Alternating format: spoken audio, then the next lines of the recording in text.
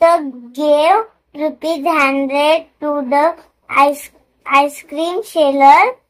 He purchased an ice cream cone for ₹20, a chocobar for ₹30, and a vanilla ice cream for ₹5. How much money will Aditya get back?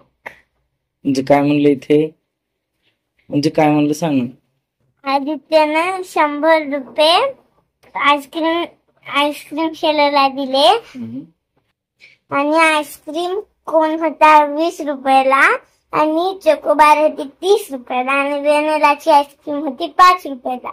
तर आदित्यने किती रुपये घरी नाही. आदित्यला किती रुपये परत मिळाले सांग बरं. काय करायला लागलं मग? काय करायला लागतं आपल्याला सांग. ते ₹100 त्यानं काय काय वजा केलं मग? ₹20, ₹30, ₹5. मग आपल्याला असं करता येते की ₹20, ₹30, ₹5. त्याचं बिल किती झालं? त्याचं पहिलं बिल करा ना. बिल टोटल बिल झालं 55.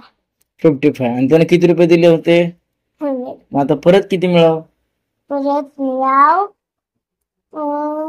ते लिहायचं कसं? ते लिहून पाहायचं मग करायचं. काय लिहायला लागेल आपल्याला मग? 100 minus 55.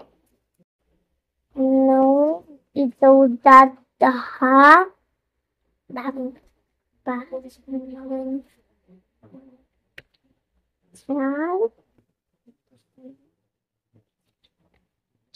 45.